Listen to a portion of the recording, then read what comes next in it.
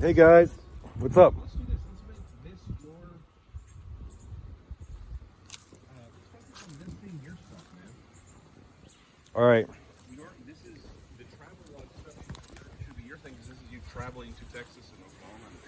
Let's make that so like we can focus on the convention for my thing, and then your thing is the travel log. Okay. Well, hey guys, I have arrived at the famous and infamous Brown Springs. Yeah. Although, let me turn the camera around. How do I do this? How the fuck do I do this? I'm gonna get my hat. Can't turn the camera. Wait, do I have to? Wait. Okay. You see that? I think it should be called Green Springs, but whatever. Brown was the name of the guy who found it. Oh. Okay, that makes a little more sense. So if I had found it, it would have been called Cho Springs? Yeah. Got here a little too late then, I guess. Yeah. Hey, what is that? What's up with that weird, what's that dark looking path up there? Oh, that's how you get to the cemetery. Oh man. That looks very inviting, by the way. Oh, hold on. Can you open the trunk? Yeah. Actually, I was gonna do that anyway because we gotta get our backpack. That's what I do like that. Yep.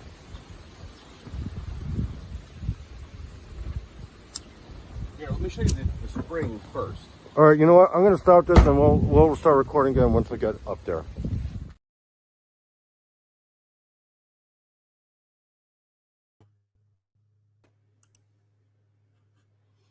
Okay, what's up, peoples?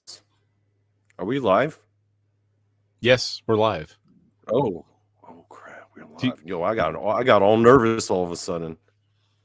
Dude, literally just look up. Like the upper, it's red and white and everything. It says live. 2 minutes, 15 seconds. Okay. Yeah, that was my first time playing a video clip ever on my channel. And folks at home, that was way freaking harder than I thought it would be, just getting that all set up. But yeah, that was a video of Jason and I as we got out of the car as we first arrived 2 weekends ago at Brown Springs. Dun, dun, dun. Well, technically, that was Monday. That was Labor Day. Oh yeah, that was Monday actually. That was literally Labor Day. Yeah. So I guess I will introduce the show now. This is going to be a bit of a discussion and a recap of our adventure, our Texas adventure, with you, me, with the whole crew, minus Rob, of course. He wasn't there. Everyone but Rob was there. Tex was there. Yep. The blondes, Randy and Bob. the blondes, Brandy and Krista. Bob was there. Randy was there. Danielle Diva was there. Yes, she was. We had some. I made a lot of new friends, like Greg in the chat. I met him. Documentarian extraordinaire. I actually watched his Bigfoot documentary it was 2 nights ago actually. What's up? It was good meeting up with him. And who else? Who else is there anyone in Canada that was there with us than good old Greg? Let me check. I think that's I think everyone who's currently live with us. I think it was just Greg. But Pops was there. Crystal J was there. T and Cryptids was there. Gary Spike's there. Yep. Is Crystal J here in the chat? No. Titan was there. It was cool meeting him. Titan was there. Yeah, I got to meet Titan. That dude was. Yeah, I was like, "You're Titan? I did not expect you to look like that." Yeah. No, not as a diss, but like, I don't know. Every time I see someone in the chat who's like says somewhat smart shit, I always assume that they're kind of like, I don't know, in their 30s. But he was actually like a little older than us. I was like, whoa, I wasn't expecting that. I didn't mean that as a diss. It was just, I don't know. You kind of picture people in your heads in these chat rooms. I mean, I know what Radio Vault looks like. Scott, I have no idea what he looks like. I think of Scott as like a 30-year-old power lifter with a big beard and a barrel. That's how I see you, Scott. Am I accurate? Apparently not. No? Oh, not from his reaction. No. Okay. So yeah, Jason, what did you think of the weekend? How okay, give me your first impression of meeting the Donny Cho in person for the first time. You've heard of him, you've talked to him. I have. But to share the same physical space as this man, what was that like for you, sir? Yep. I have to say, it did not disappoint. It's easily one of the highlights of my life. The moment I saw you, it was as if reality itself stopped. Beautiful, beautiful moment. I almost wept, but I was busy driving. I knew I had to keep it together for us, to keep us safe. Do you want to tell us a story about the actual first time we met? Yeah. Yes. So go for it. All right. So we've been planning the whole, him coming down, me picking him up, whole 9 yards. Every conversation, he's like, "Are you sure it's?" I'm like, "Yeah, I can make it to DFW pretty easy from where I live. It's like a 40-minute drive because it's all highway, right?" I kid you not when I say, the entire time, days in advance, we're talking about DFW every time. At no point is anything coming up, just DFW. So I'm getting ready to pull into DFW. I'm heading towards, and for those who have not been there, there's a 5-lane entrance with the tolls, getting in. And I'm on that road. Like, I'm pulling up and I'm trying to I'm like, "Hey, Donny, what gate are you at? So I know where to go." And he's like, "Oh, I'm at baggage claim 1. This is true. Okay. That's what I said. I don't know what baggage claim 1 is. I walked out the door and it said baggage claim 1. It didn't take any rocket science there, right? So I'm thinking, okay, that maybe he just doesn't see the gate. Okay, well, what airline did you come on? Because I'll know which gate you're at, and then we can, when you get outside, I can kind of figure it out from there. He's like, Southwestern. For those of you who do not know, Southwestern is an airline. Major airline. Dallas is its primary hub. It's where it's from. It's very it flies out of Southwestern left field. is based out of Dallas? Yeah, it's based out of Dallas. Okay. Yep. I was in DFW. He was at Love Field. I find this information out just in enough time to hit the U, so I don't have to pay toll to go through. And I have to drive over to Love Field. It was only like a 28-minute drive. It was a Friday, so I figured it'd be like an hour with traffic, but apparently it was clear. I get him. We get over to the thing. We get him checked in. Fun was had. But yeah, no. So yes, Donnie sent me to the wrong airline. Can I give you my point of view of this story?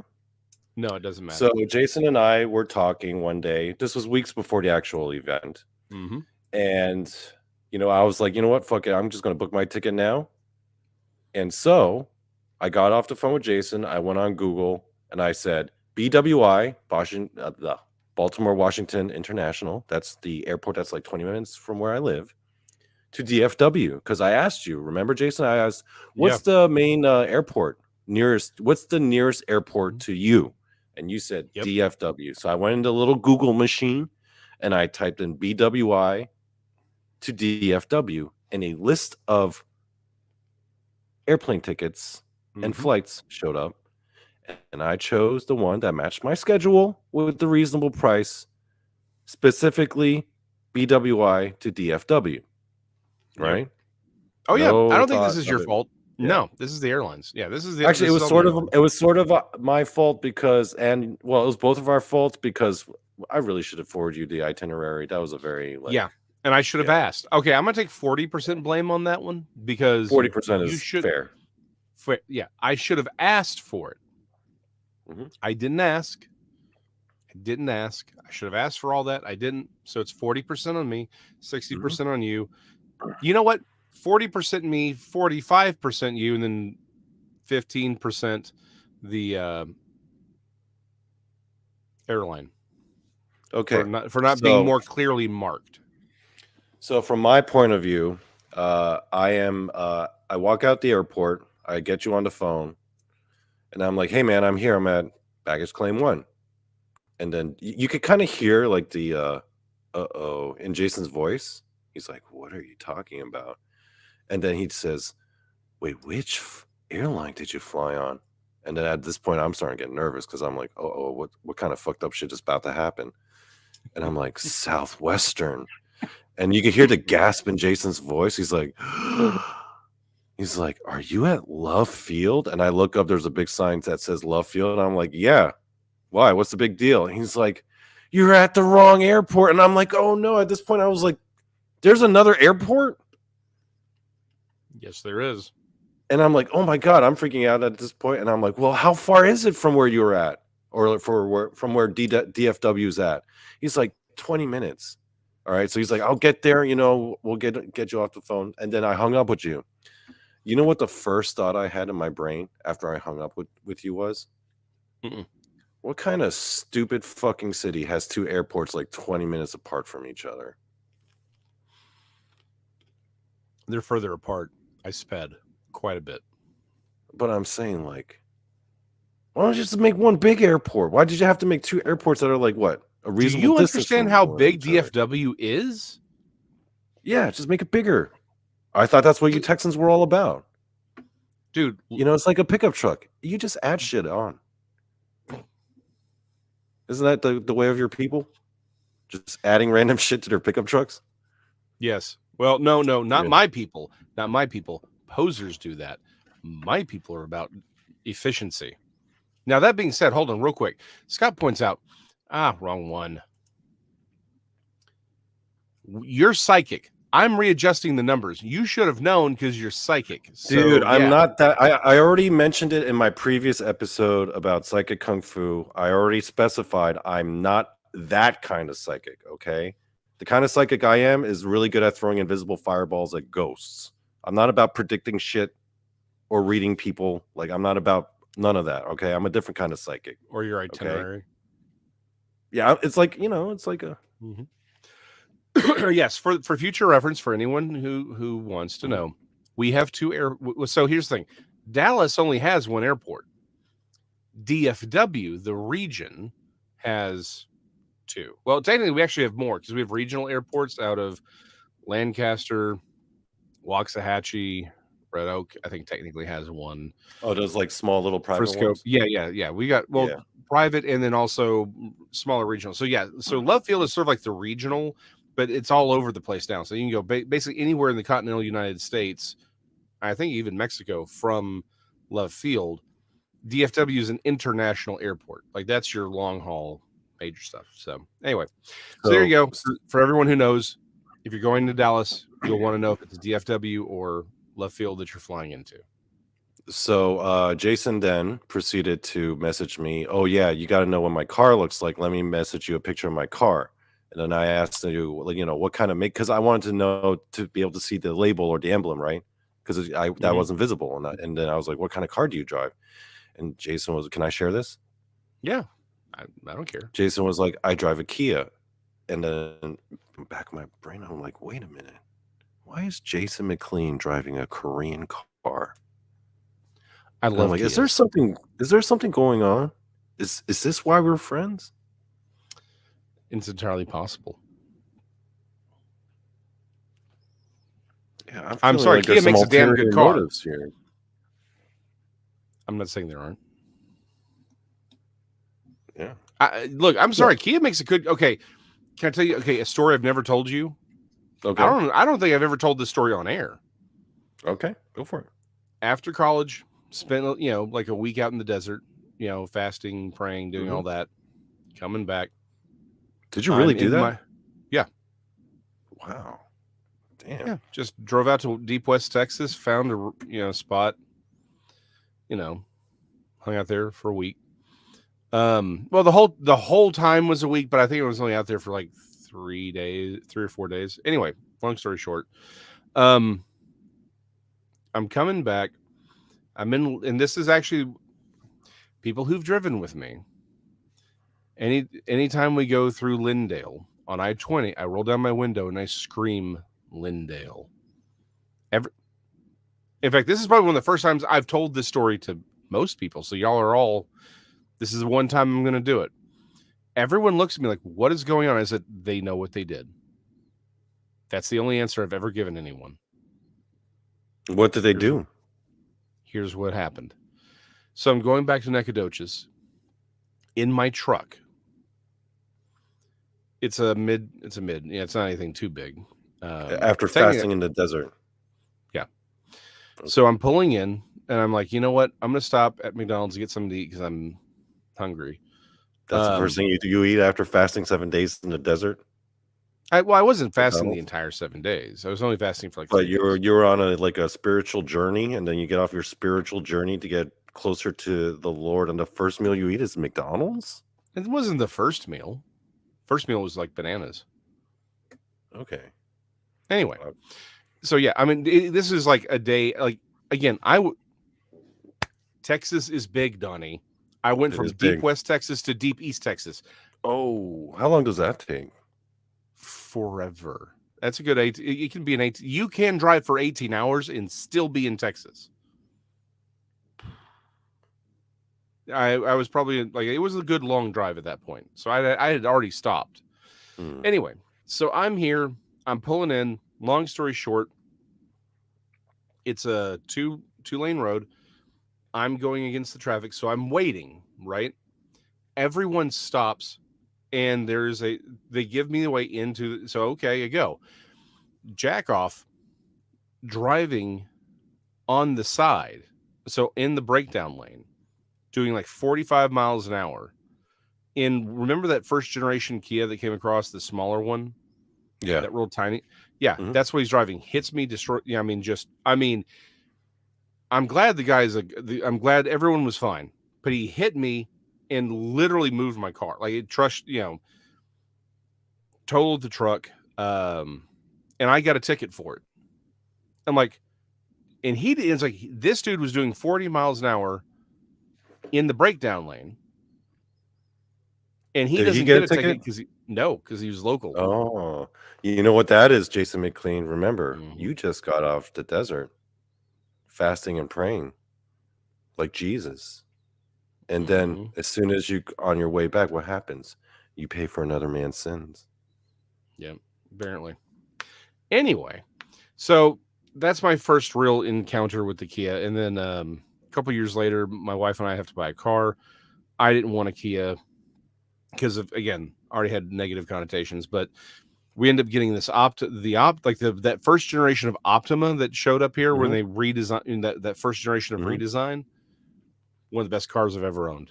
Like I've owned with a few exceptions, I've owned Kias ever since. I love Kias. They're great cars. Did that Kia, like moving your truck like that, did that leave an impression like, yo, I think Kias are the bomb? No, I've always looked back at it and said, he hit me doing like 45 miles an hour. He was fine. Like, I mean, this was as head-on a thing as it was ever going to be. Now, again, the car itself was fine? No, he was fine. No, the car was dead. No, he killed his car, but he was fine. Okay. I'm like, now again, part of that was where he hit my truck was right behind the cab, where you. So it crumpled in a lot. Why'd you get the ticket then? Because I was crossing against traffic. I technically did not have a clear view, and so it was technically as far as the cop was concerned, Dallas plates, and so it's my fault. Do they have something against Dallas plates? It's deep East Texas, dude.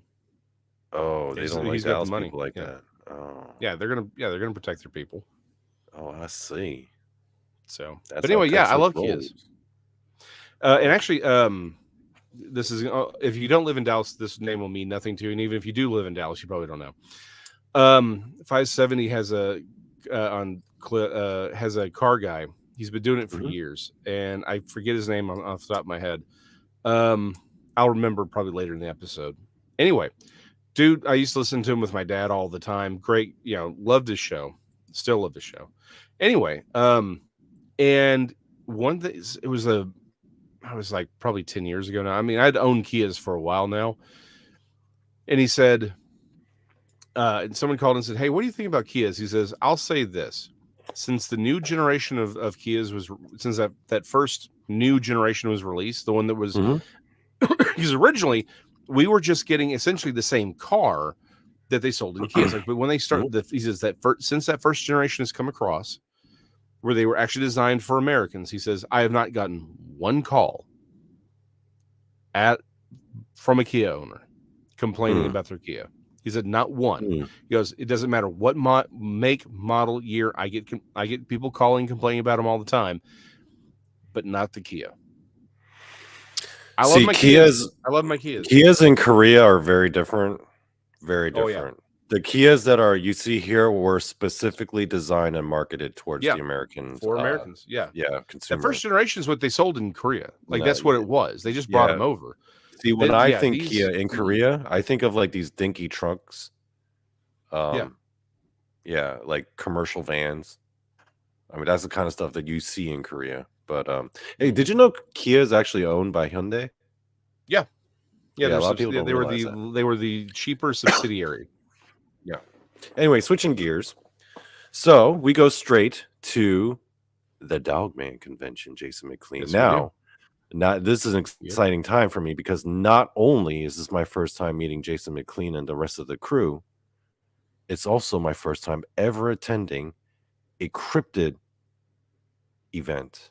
Now, I've only ever been to one other conference before, and that was 2 years prior. I think it was 2 years. 1 year.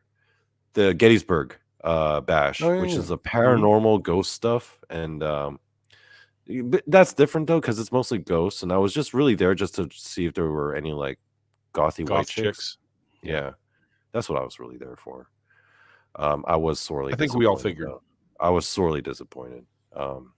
Not a lot of gothy white chicks, or they just weren't what you thought they'd be? No, there were gothy white chicks. I just thought, they'd be a little younger, a little more attractive. Let's just say that. Anyway, so I think we all know what you're putting down there, Donald. Yeah. Anyway, so so this is my first. Okay, but at that Gettysburg one, I was just a dude, right? I was just a guy who bought a ticket, who was an onlooker, just like going from table to table. Nobody knew who I was, right? This one is different, right? Because you and I, we're going there as people who are actually at the tables. So people are coming up to us. You got your books. You're selling your books, and your books actually sold pretty well. I actually bought one of your books. You did. And then you were doing art for people. And then, people come up to you. And by the way, I got to ask, how many drawings do you think you did that weekend? I can't keep count. I don't know, probably at least 10. 10? Yeah. How long does it take for you to make one? Obviously, it's going to vary. It depends on what was ordered. But, 10, 15 minutes a piece. Because I remember you were doing that Silver Sable one. That one took a little bit longer. I think that one probably took like 20 minutes. Oh, 20 minutes? Maybe a little bit longer. Oh. Yeah. So, Jason, tell me your thoughts on the conference itself. This is the first time you ever actually get to... well, I mean, we talked about it with text, but we didn't really talk about the conference that much. But tell me about your thoughts about the conference and conferences in general and working them and what that's like for you. It's a lot. I mean, conferences are fun because you get to meet people, talk to people. I think. Oh, there's like you disappeared. Like what? Oh no, I leaned back. Was I wrong about the rapture this whole time? I was like, oh no, no. And like seriously, Donny of all people, like what's going on here? Anyway, the thing about I always like the energy at conventions. The one you get to again meeting people, talking to people. That's the best part. Right, actually hanging out and because the chat's great, but it's different, right? It is different to put faces to names and actually meet people and have them give you their cold. Yeah. And but the one thing I think you learned this being on the other side of the velvet rope is not as glamorous as it appears because you're there to work. Actually, I found it a lot more fun. Well, I imagine that you did. I found it a lot more fun than just being like a random like person walking around. Because well, you're hanging with me. How could it not be amazingly fun? Well, because you're not. Here's the thing I realized about the first conference. Once you do like 1 or 2 walkthroughs of the tables, you've seen everything there is to see. Yeah. So now you're just kind of walking in circles, and if you're not really mingling with anyone, it's not as fun. But because we were mingling the whole time, we were constantly in a state of conversation. There was always someone talking with us. It was either, Brandy or Krista or Tex. Daniel was there with us a bunch. Chris Holm was there. I remember he was there. Ryan was with us a bunch. And it was either them or just people who randomly walked up to our table who would strike up a conversation. A couple times people were like, "Hey, you're Donny Cho from Donny Cho Says Stuff." I was like, "Holy shit, I just got recognized." I know. You watch that crap?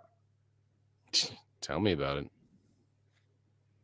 Yeah, I remember there was that one lady that was talking to both of us, and then she was talking about her show. And then you were telling her about your show, and then she turned to me and she was like, "Oh, do you have a show?" And I'm like, "Yes, my show is called Donny Show Says Stuff, where I basically make a lot of crappy jokes about the paranormal, and I use a lot of profanity." And then she's just like, "Oh no, I'm a Christian. I can't watch that." And I'm like, "No, lady, I understand. Please don't watch it. My show is garbage. Please don't sully yourself like that. Please watch Jason McLean Questions Everything." It's true. So, but overall, lots of fun. Got to attend some of those lectures. Those were cool. Actually, I'm gonna lie. I was kind of pissed about one thing, and I do have a major criticism of that event. Okay, and some of the speakers especially. I'm not going to name any speakers because I don't want to sound like I'm begrudging anyone specifically. But the first lecture I attended, I was like, "Yo, what the fuck?" My man started talking about Bigfoot. And I'm like, "Yo, dude, this is a motherfucking Dogman conference. Get this Bigfoot loser out of here." I was like, "Where's the hook? Where's the dude with the hook?" My man's talking about Bigfoot. This is a Dogman conference, bitch. You're Dogman Maryland Donny. You're there for some Dogman stuff. I mean, it says it on the goddamn sign. Dogman conference, which means Bigfoot conference over there, you fucking Bigfoot nerds. This is Dogman time. This is Dogman's event. Get the fuck out of here with all that Bigfoot shit, okay? We're here for Dogman, not goddamn Bigfoot. I go to one of the tables, there's Bigfoot books. I'm like, what the fuck? This is a Dogman conference. And he's doing it like out in the open like that, like just disrespecting the name of the entire conference like that. We're here for Dogman, yo. You know what I mean? I was getting kind of heated. Finally, like, because we couldn't watch all the lectures. But then, can I tell you about my hero? Yes, please. Because the second lecture I watched, it was much later on, but the second lecture I watched was Texas. And Tex gave his story of his Dogman encounter. And I'm like, finally. God damn, someone's finally bringing sanity back to this event. He's keeping it focused on Dogman. He's keeping it real. He's keeping it 100, as the kids would say. 100. Who said that the freaking Bigfoot nerds could just invade our Dogman conference like that? Shame, really. They could just walk around all willy-nilly. And nobody was like, "Yo, get these fucking nerds out of here." You know? Nerds. Bigfoot, please. There was no attempt at maintaining the integrity of that event. Tragedy, really. I saw one dude with a fucking Mothman sign. I was like, "Mothman? Oh, we getting wild here." Yeah. At a Dogman conference? Oh, dude. I was upset, man. When the mothers walk in at a Bigfoot conference, it's like, somebody get the knives. And you know what? There was one moment that did break my heart at the event. When they suddenly asked you, Jason, to speak on the panel. This was towards the end, right? And you just had a panel. By the way, Jason was not a speaker. We were just working tables. He had not even planned to speak. It was just that, like, out of the blue, they were like, "Oh, we're gonna do a panel. Oh, Jason, do you want to join?" And then you're like, "Okay." But then I found out what the topic of the panel is. Even worse. Fucking O's. And I'm like, in a Dogman conference? What the hell? Yeah. I mean, at this point, I'm waiting for, like, Star Trek nerds to show up. I'm not saying I didn't mark my territory, man. I'm just saying Dogman's got some problems. Walked up on Dogman, been like, "This ain't just yours. I own it. Look at me. Look at me. I'm the captain now." Tex maintained the integrity of that whole event. Bettina Moss, she kept it all Dogman. You know, that lady's got class. Some of these Bigfoot folks, though, I don't know. I don't know, Jason McLean. But yeah, it was a fun time overall. How can I not stay true to my brand and not question everything? That's all I'm saying. If I was only questioning Dogman at a Dogman conference, that's not on brand. That's Dogman Maryland Donny stuff. I got to stay on brand. My brand moves. Why didn't they just advertise it as a cryptid conference? Then I would have been cool with it. Or if they did Dogman and Bigfoot conference. Because then you get the Bitcoin bros showing up. They don't know what a cryptid is. Like, yeah, this must be another name for cryptocurrency. Then you get the like, Bitcoin bros showing up. You know what's going to happen then? People are going to die. It's going to be like Jesus versus Dogman, right? And he's over there flipping tables. The Bitcoiners are going to be there. The Bigfooters are going to be there. The Dogmen are just going to be like stabbing people. It's going to be nuts, completely nuts. You can't have a bunch of Bitcoin bros showing up. They should have done Dogman, Bigfoot, and occasionally some Mothman stuff conference. Right? I just felt like I was falsely advertised to. Okay, I saw the flyer. It says Dogman conference. There's a picture of a Dogman. He's expecting some Dogmen. I get you.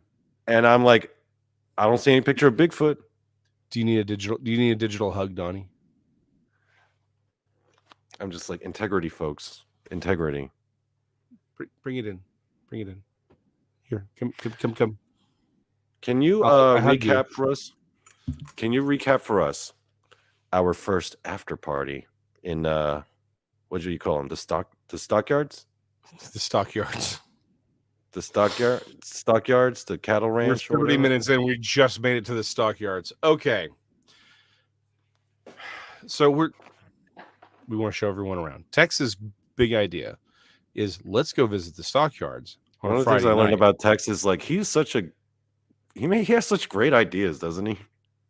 I love his ideas. Yes. Anyway, if I had stopped and thought, wait a minute, the white elephant is in the stockyards, I immediately would have said, no, we shouldn't do that because it's a Friday and a game day. And so, but what do we do? So stockyards, for people who don't know, is like the party town of Texas.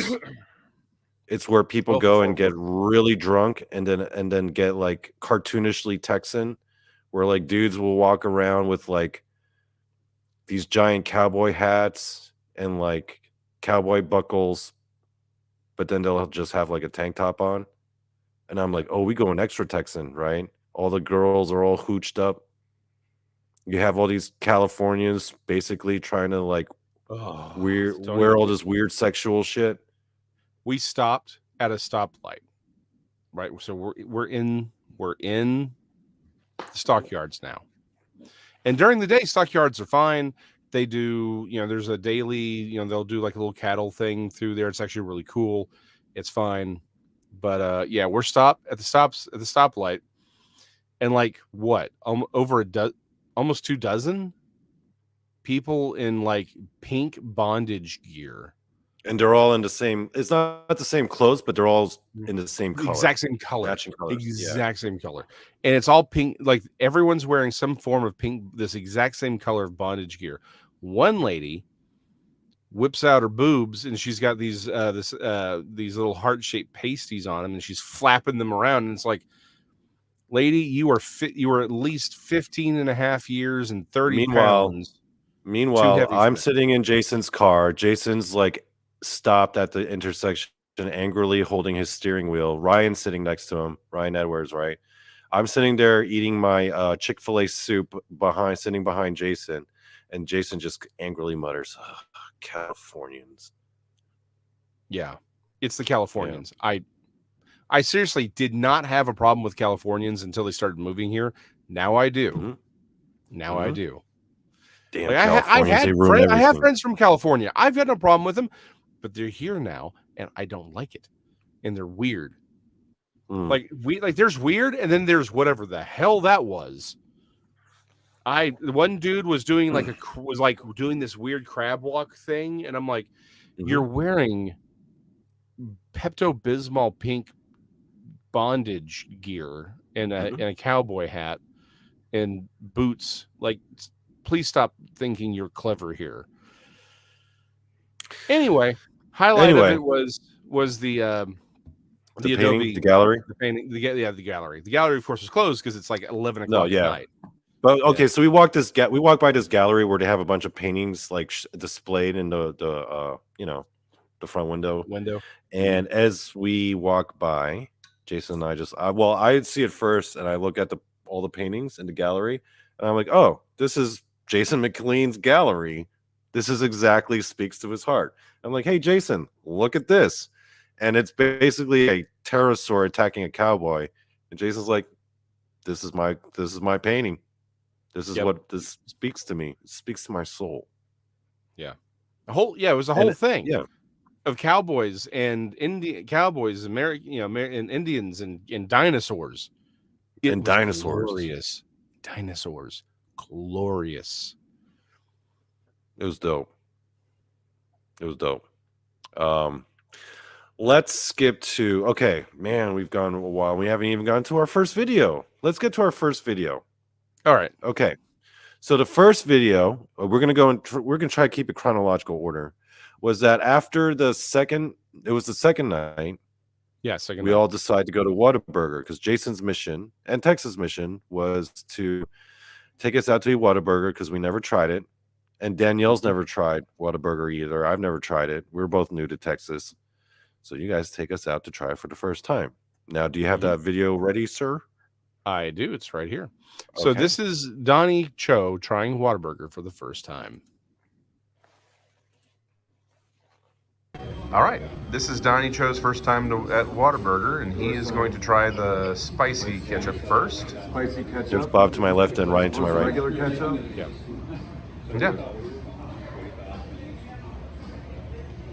I mean, they put Tabasco sauce and ketchup, which isn't a bad idea. Not a bad idea. All right.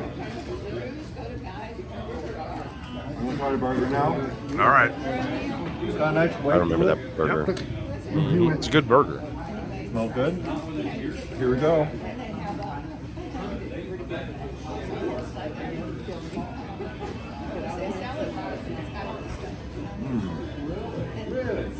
That's pretty good.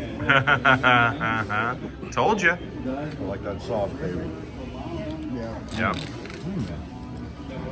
That's kind of good, man. Hold on. Yeah. You got Ryan Edwards over here agreeing with him. But again, he's a native Texan, so he knows the glory. It's a decent burger. I'm not gonna lie. Texas burgers. When in Rome, right? Damn straight. Yeah. When in Rome.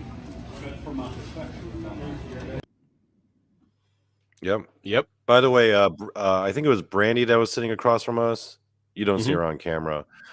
One of the things I learned about that night is that because immediately afterwards we tried to do one with Danielle. But one of the things I learned about Danielle Diva that night is that woman does not like to be filmed while she's eating.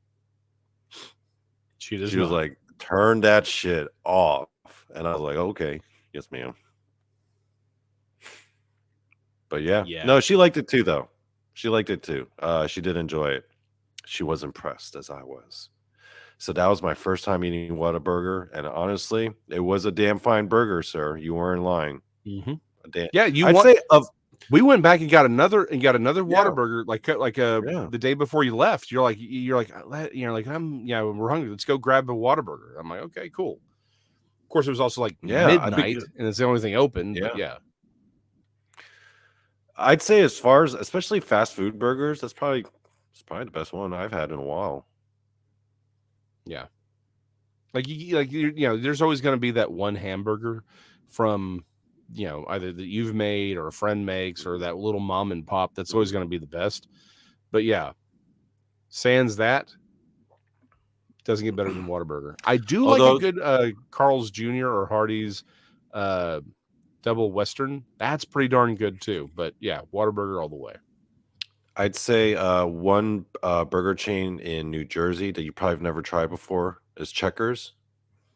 Yeah, I don't think we have them here.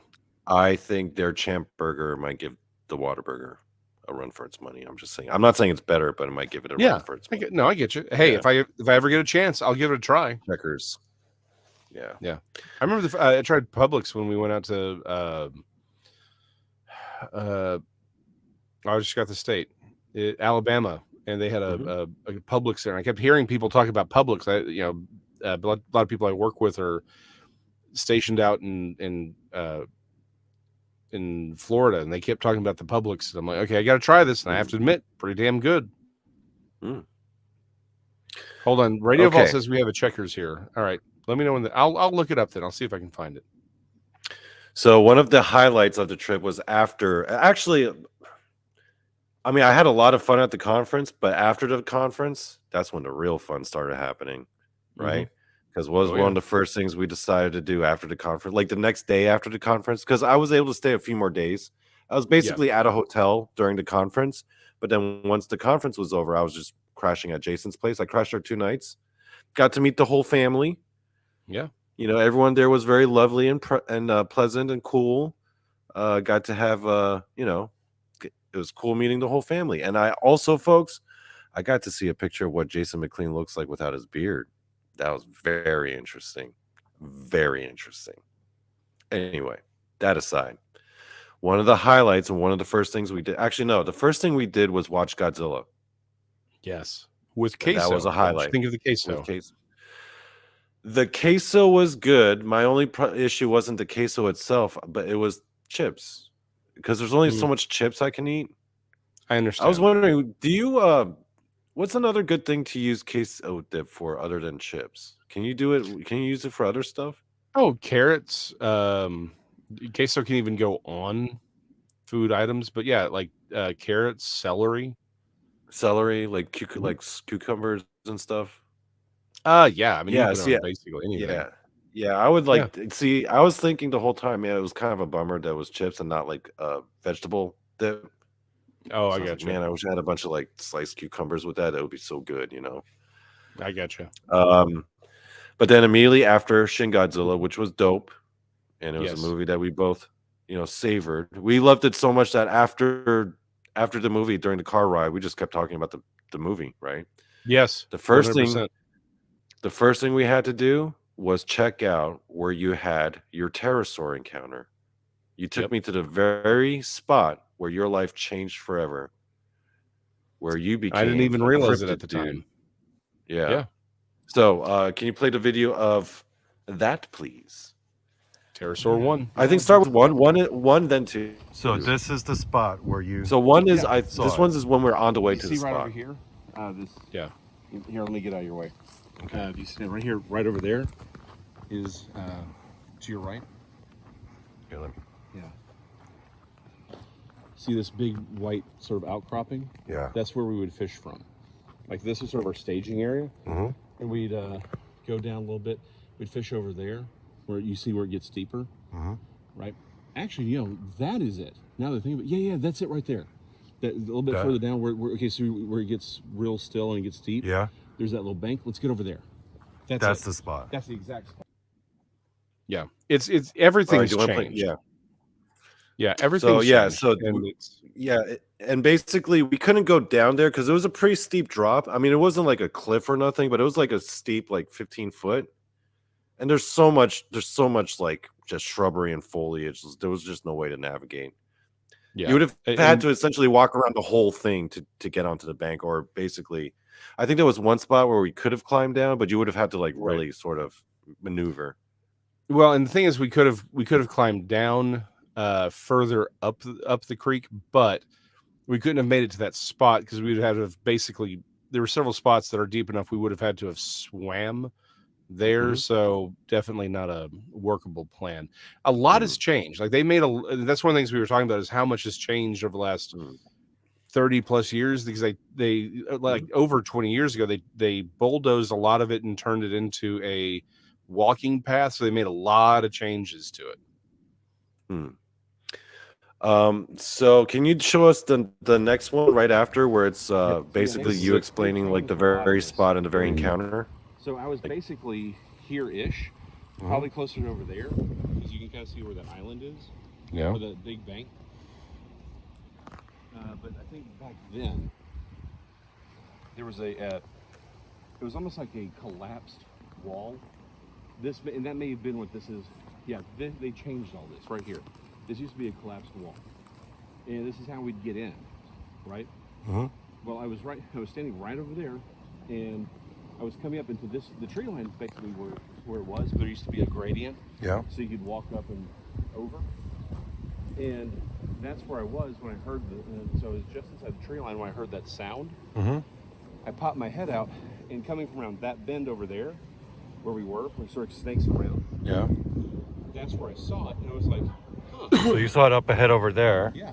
I just thought it was the biggest damn blue heron I'd ever seen in my life. And then as it gets literally right in front of me, because it's flying up off the ground. And so you're somewhere over there. Yeah, I'm basically right over here. Yeah, I can even see where the retaining wall or where the wall collapse used to be. So I was further up here into the tree line. It just flew right in front of me. Its right wingtip was 5 feet from my face. And that's when I realized what I was looking at. You can see I can watch it go all the way back down, and then it turns and banks around that curve over there, disappears. This is where the pterosaur sighting happened, folks. Right here. And you can see how deep this is. Danny Stan's asking where it was exactly. Look at that wall. Or when. Right, this is all. This was filmed a little over. Now, was the water the same depth at the time? A little bit lower. Oh, so it was barely anything. Yeah. So this was the day after the conference, and we used this to kind of come up. But we'd play in here all the time. I don't know what those drag marks are. They must be something new from when they were doing construction or something. But yeah, we used to like play all up and in here. We'd catch frogs. We'd go fishing. Ladies and gentlemen, this is the place where Jason McLean's life was changed forever. Where he went from being just a normal boy to now he was a cryptid experiencer. Yep. Didn't believe it for 20 years. Again, my encounter was back in 1992, so it's been a while. Yeah. Okay, so then afterwards, we attempted to get an anchovy pizza and failed, but then we decided now's the time to experience a Brown Springs. So we drove out there. We drove past the Texas-Oklahoma border. Right? Well, we before we did that, we did stop for brisket, though. Oh, yeah, I forgot about that. Yeah, we did stop for brisket. Let's play that one. This is going to be the first time Donny tries Texas brisket. Let's try out some brisket.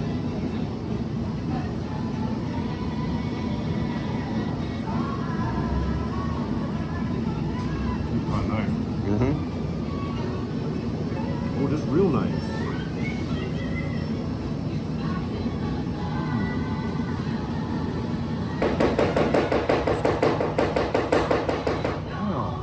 This is gas station brisket, dude. Gas station brisket. Yeah.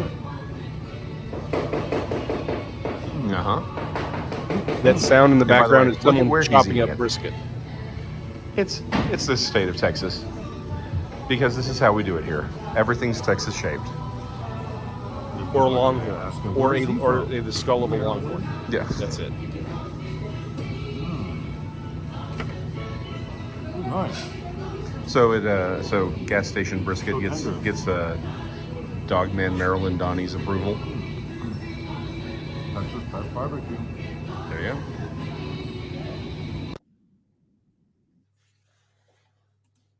go. Mm-hmm.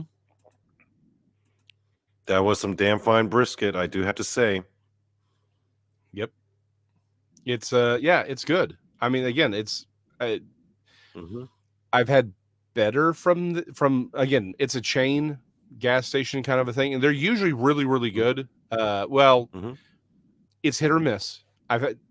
Sometimes I've had better, but yeah, that was a good solid. Like when we walked in, right? I stopped and I'm like, hold on, and I started smelling the air, and I'm like, we can eat here. Am I lying? Am I lying, Dog Man, Maryland Donny? I stopped to smell it. Yep. Because again, Texans know. We know. So then, and I was on the way to Brown Springs. Yep. And that was a good little pick-me-up after the disappointment of not having anchovy pizza. So I was very pleased with that experience. And then as we crossed the Texas-Oklahoma border, you told me a little bit of, you showed me the sights of the Texas-Oklahoma border, right? Mm-hmm. The casinos and the porn stores. I was like, oh, this is what the border of Texas and Oklahoma looks like. The one porn store. The one big porn store. Yeah. It's a long story. So apparently pornography was illegal in Oklahoma for the longest time. And so right across the Texas, literally across the Red River is a building, and it's a porn store that has been there forever. It is the funniest thing. But apparently they're going like they've got business. They redid the sign. It's just one of those things where every time we left Texas, we were laughing. It's like, it's how we know there's a porn store in the Red River. That's how you know you're going into Oklahoma. Yep. So yeah, there you go. But then we made it to Brown Springs. And I guess we can now play the introduction to Brown Springs. This is me, right after we arrived. Hey guys, so I'm here at Brown Springs. This is a site where a lot of crazy fucked up shit happens. Jason had some crazy stuff happen to him. Texas had all sorts of stuff. And multiple podcast topics and conversations. Randy and Chris have been here as well, and a lot of people, this is a very favorite investigation spot for Bigfoot. I am wearing red because they say most of the people who go in on Missing 411 were caught wearing red. So, Bigfoot, come and fucking get it. Come and fucking get it, baby. What color am I wearing right now? So that's why we're here. So yeah, let's see if I get sacrificed up to a Bigfoot. Any thoughts, Jason McLean? Low battery. Oh shit. 20% remaining. You got your phone, right? Yeah. Okay. But it won't stop. Okay, hold on, close. There we go. Yeah, that was my introduction to Brown electronics. Springs. Yeah, I'm no better at electronics than Donny is apparently. All right, let's go to the one where we're going up the sand trail to the graveyard, where we're on our way there. Do you have that one? I do, right here. Okay. So we're going up the path up Brown Springs. It's kind of a pain in the butt because there's sand. It's uphill. But yeah, we're on our way to the cemetery. We're going to the Indian Apparently burial this is where the ground. craziest shit happens.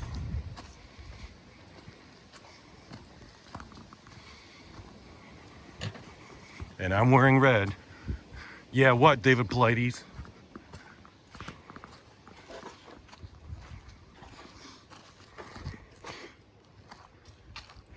Okay, which way? Left. Even in the daytime, this path is kind of eerie.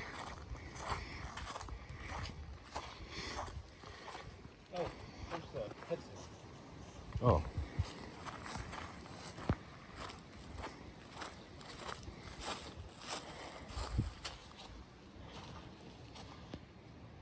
Only 20 years old. Yeah. Oh, rest in peace. Yeah, a lot of the people buried there died very young. Yeah.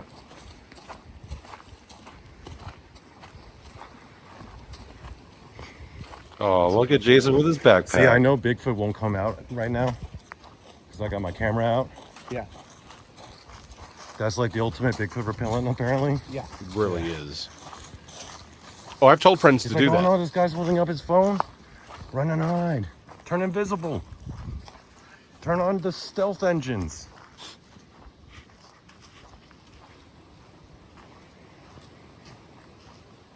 Damn, people leaving their trash. Come on, people. Oh, there's another one. Yo, these headstones are like spread out. Yeah.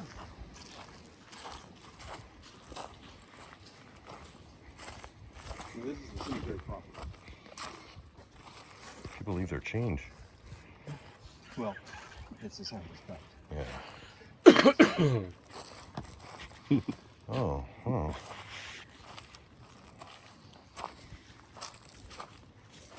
They left their change. Still laughing at Why that. does this thing have a piece of rebar sticking out of it? It's to keep this from falling. Oh, I see. Essentially, every major rock that you're going to see, these are all headstones. I didn't think the graveyard was going to be like this. I thought it would be like, you know, rows and... Well, a lot of the issues, a lot of these things have broken down over time. I see. And one of the guys who owned this property at one point was an asshole who kept his pigs up here. Oh. And they just tore the place up. Well, pretty sure karma got him in the end. For those of you who didn't hear that, the reason, you know, any good, you know, any old cemetery, you know, you'll have things falling over from storms and all that, right? So Brown Springs, the hill itself is an Indian burial mound.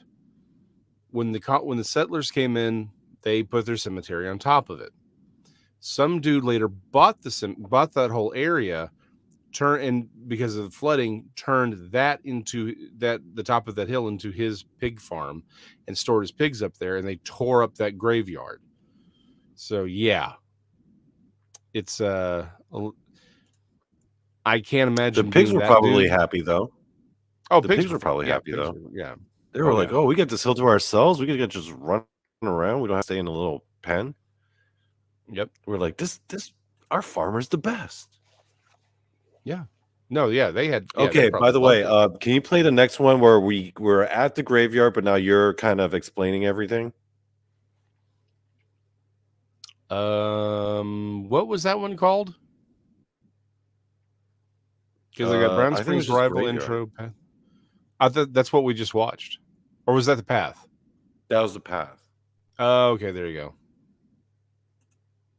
All right, that was my confusion. Yeah, my bad.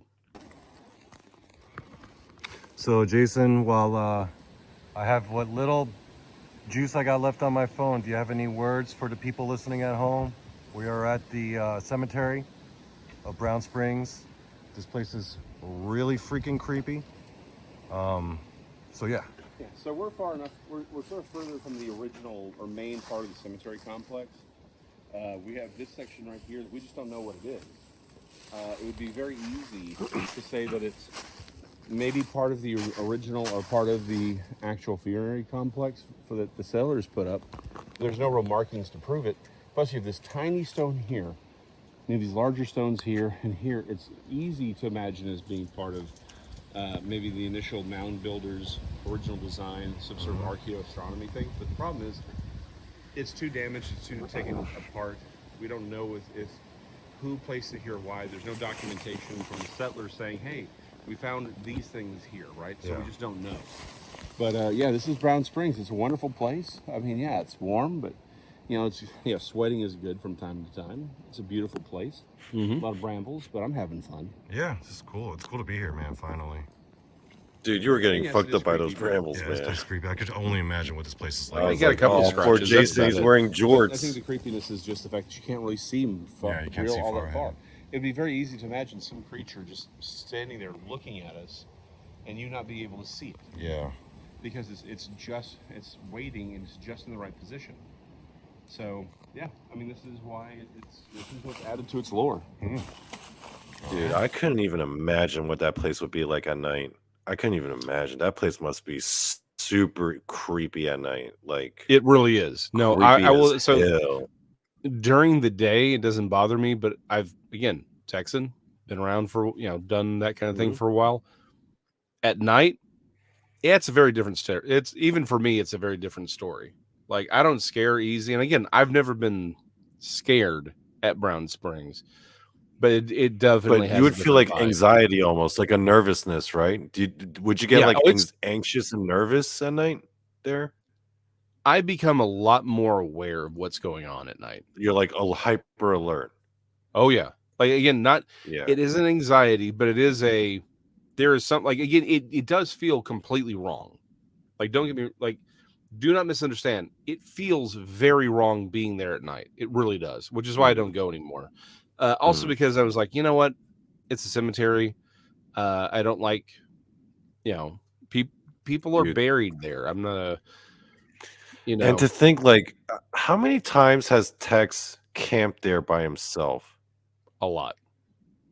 And I'm like, what a crazy man. I Mhm. would no way in hell camp there at night by myself. Now, he No way doesn't in camp, hell. obviously, in the cemetery. He camps at one of the Yeah, at the campsites, right? But campsites. yeah, But that would still be creepy by yourself, you know? yep. Oh, it Yeah. is. No, it is. Like, and Actually, at night it we gets have weird. do you have the video of the campsite? I do. I do. Okay, I haven't this is one I Is haven't seen, so Yeah, this is one which that one is was done this? on my phone. Hold on. I'm pushing the Okay. wrong buttons. Uh okay, I'm trying to think. Okay, so it should, yeah, it's in order here. So this is the first campsite. First time I came out here with Tex, this is where we were. His truck was literally right there. That passage, a lot of it was overgrown. My car was right here where I parked it. Randy's car was just on the other side. And I was sleeping in my car, which was a white Acura at the time. No, Honda Civic. I had put a game camera right here just in case, because I snore and there's enough accounts of them looking at people's cars, particularly if they're snoring, because they're interested to maybe hopefully catch something. I didn't, but while I was asleep, Tex was having bipedal somethings walk around his truck, and he saw two bipedal, through moonlight, he could see two bipedal creatures running around out here. At first, he thought, oh, must be Jason and Randy up to take a whiz, right? It's like 2 a.m.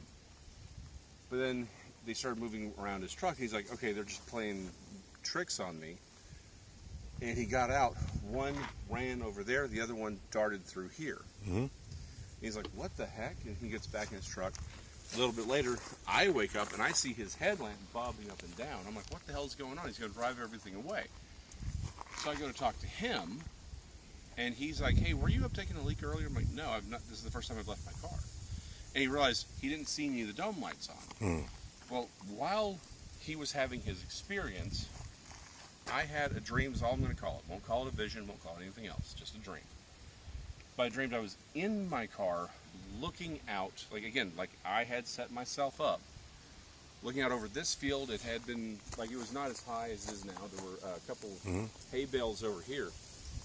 But I dreamed I was in the car looking out over this, and I saw three figures, tall figures, like they were made of fire. I could see the eyes, but like they were made of fire, but it was contained. If you've ever seen the movie Wrath of the Titans? Yeah.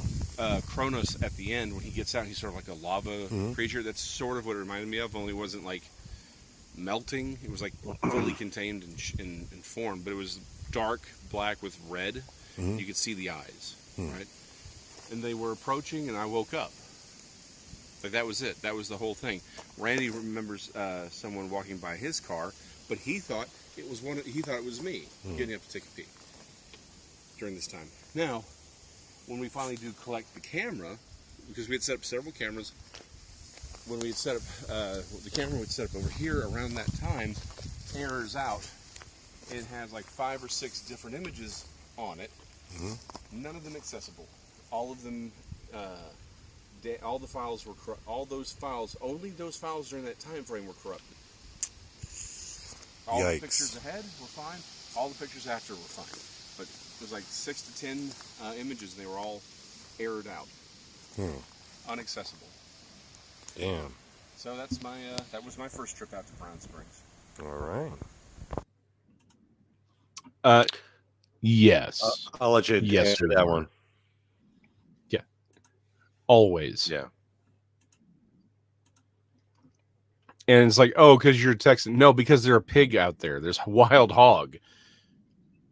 And we've seen there are accounts of black bear being out there. I'm not as worried about them per se, but I'm also not, I ain't about to go pet the big fluffy dog. But yeah. Hog, yeah, I'm worried about. Again, worried is the wrong, but that is the one odds are, if I'm having to there. Black and body stack, it's going to be that. If I got to be honest, Jason, I felt very vulnerable there because, we or you were equipped, but I still felt vulnerable because I was like, well, the real danger is Bigfoot, and here I am without a thermite crossbow or an iron-tipped spear. Yeah. I mean, I was like, if Bigfoot comes down and tries to yank me, I'm done. Yeah. True. We only had firearms. That's why I felt vulnerable. That's all we had? Man, we were so unequipped. Ill-equipped. Speaking of which, do you have the clip of me actually hunting for a Bigfoot? Oh, I do. Do you want to do that? And the guys... Yeah. Oh, wait. Was there another one in between? Actually, no. Yeah. Let's do that one that you just played. Yeah, I forgot about that one. Springs. Again, I had a camera rolling, and I was just out here doing my thing to see if anything wanted to come in, right? Mm-hmm. So I was parked right here, and I was tending the fire, and all of a sudden I had this feeling. I wasn't afraid. It wasn't terror.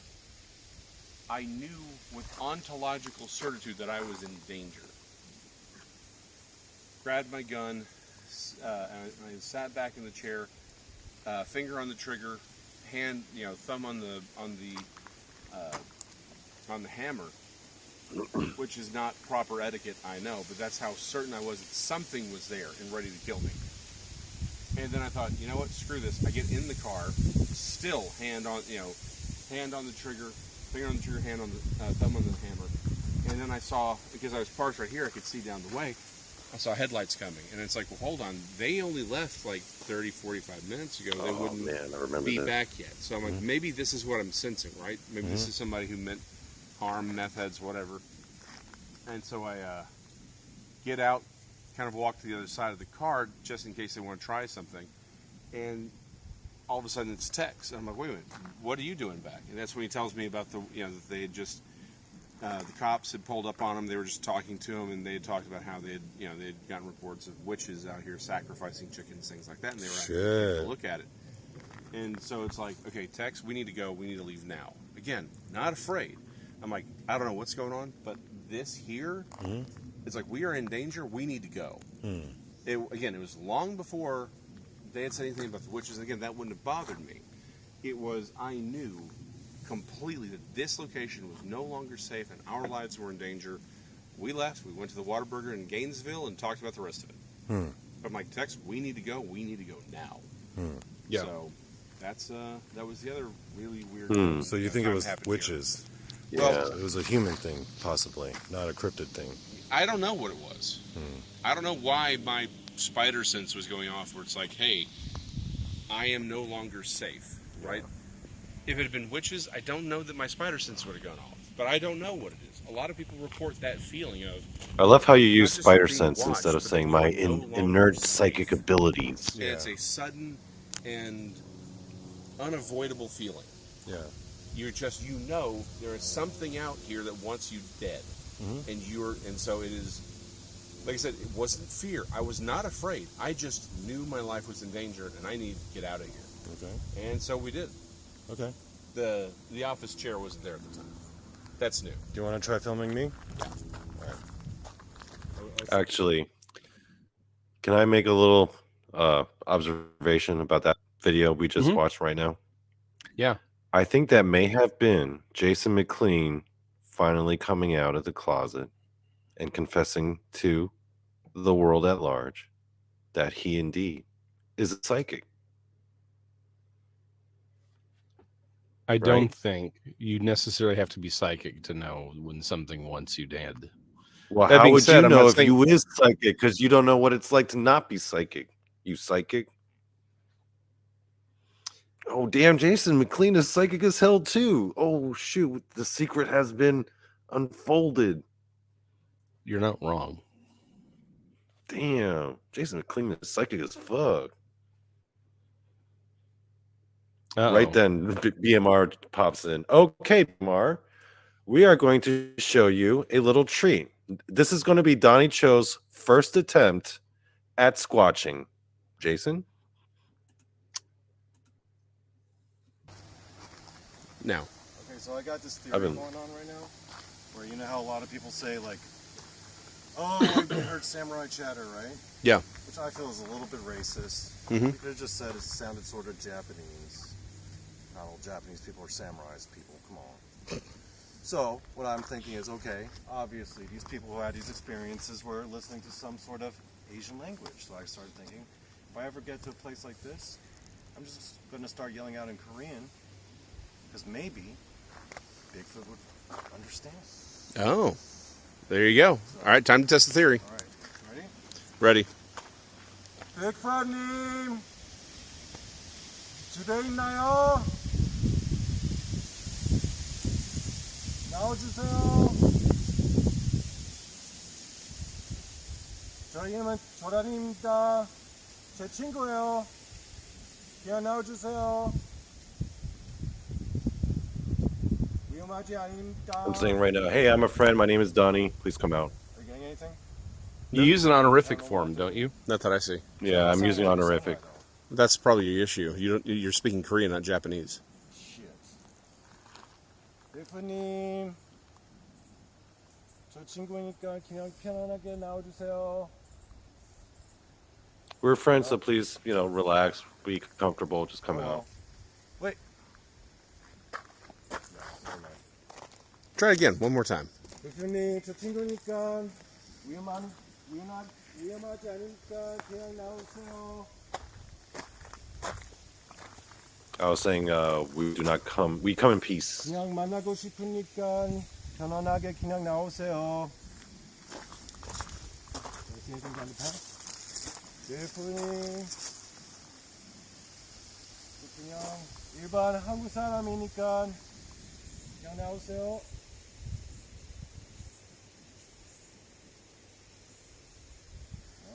Maybe they only know Japanese. Maybe they only know Japanese. That's actually an interesting point. I hadn't noticed that. The wind was blowing while What? you were speaking Korean. Because What? none of our other videos have that gust of wind in the background. Hmm. There you go. Maybe he was responding. Maybe he was like, oh shit, I understand this dude. Yeah. Maybe Maybe he Bigfoot doesn't was like actually kimchi, though. like, maybe he wasn't, well, obviously he wasn't like going to appear on the spot, but he was like, oh, I'm going to have this wind blow. Damn, I Mhm. may have. Okay, I was actually thinking that was dumb, but I was like, I think I may have actually come onto something here, Yeah. I think some There you go. more investigation needs to be done In Korean, by the way. in Korean. My wife, because we were talking about this, right? She has recently Mhm. discovered Korean soap opera things, right? Oh yeah, she told me about them. Oh yeah, Yeah. we had a conversation She's- about that. Yeah, She's starting to learn Korean now.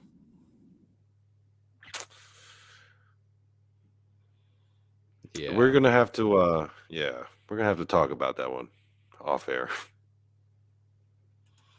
Yep. Yep. All right. One last Anyway, video.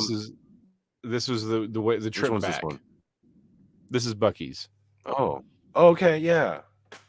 You didn't get a chance to try the smoked cheese because it melted. It did. It turned into cheese soup in the car. I mean, Yeah, it was hot in there. It was hot. Yeah. So we're here at the Denton Bucky's, hanging out with the fish and the turtles and the ducks. Now there's the turtles over there. And Donnie is going to try beaver nuggets for the first time. Now, I'm a bit skeptical because I'm not a dessert or snack guy, but apparently Jason says that this is sprinkled with some corn chips and some sugar and some brown sugar and some crack. Mm-hmm. Yeah, crack. So it's apparently that good. So I'll give it a first try. We'll see how it goes.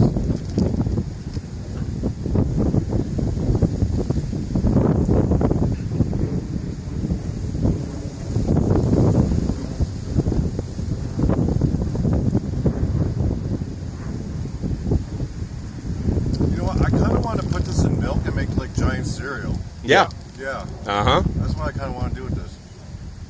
I feel like this is like, what's that cereal? Like Golden Smacks? Yeah, Golden Smacks or Corn Pops. Corn Pops. It's like a giant corn pop. Corn Pops. Pretty good. Yeah. You like one? I mean, that's I what would. they are, giant corn pops.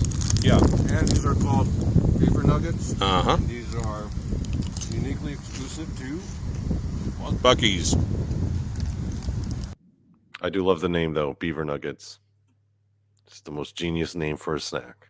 It really is. It really is. Yeah. Anyway. Bigfoot Michigan Rob agrees. But yeah, no, the whole milk thing, yeah, that's doable. I like that. Like a giant bowl of cereal. Like the size of a tub.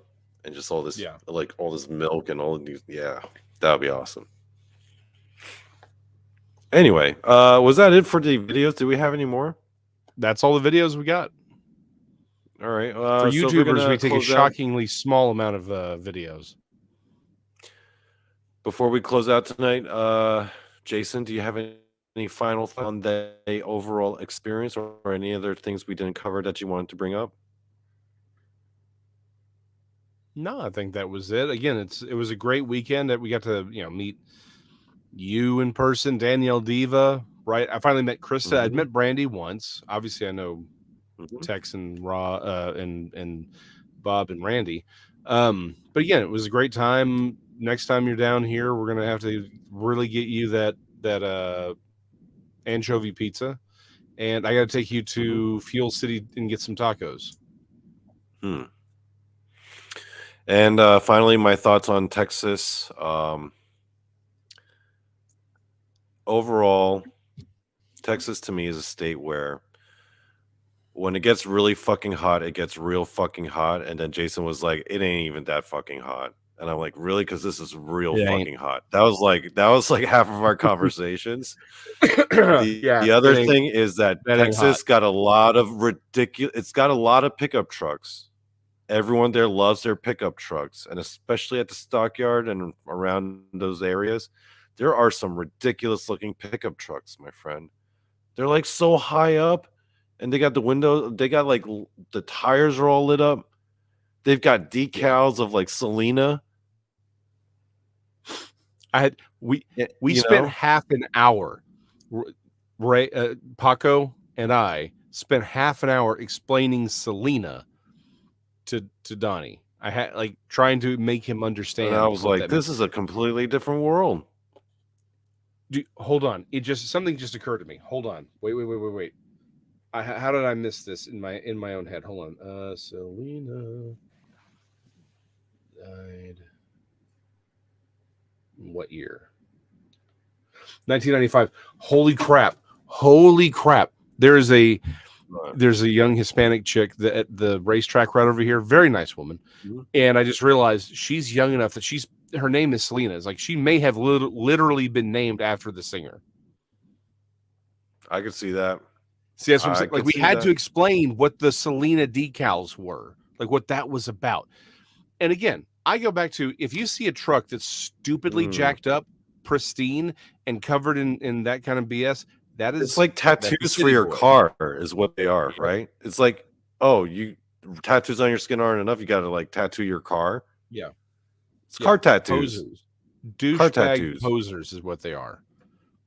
Yeah. I saw this one truck when we were when Tex and Daniel and I were driving to the Mexican restaurant for Hmm. breakfast. The three of us together. That was an interesting combo. Anyway, I saw this one truck. Like I was in I was in Texas pickup truck, and the truck next to us. I looked over at it, and it was this again one of those high ass, pristine looking pickup trucks.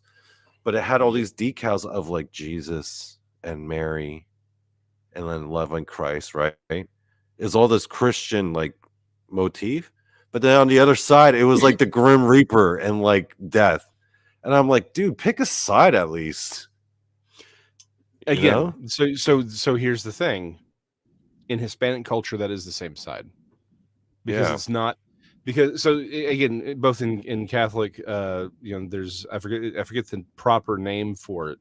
But specifically within Hispanic culture, de la Muerte, Day of the Dead, these are not considered conflicting concepts in the Hispanic community, particularly on one's truck. Yeah. So there you go. They love Grim Reapers and they love Jesus. And Selena. And Selena.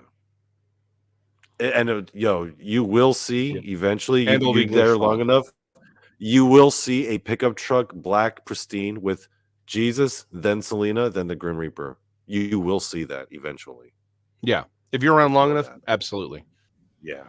And with that, folks, someone's name yeah. in Old English. Or the obligatory sexy bikini lady. Yeah, but that's not really just There's always going to be that. Yeah. Yeah. That's pretty much anywhere where there's trucks. Yeah. So there you go. Anyway, folks, I think that's it for Texas. We good to go? I'm good. Jason? Okay. I'm getting confused because I'm looking at your picture, but it says Tex over it, so I almost called you Tex. That's fair. What I mean?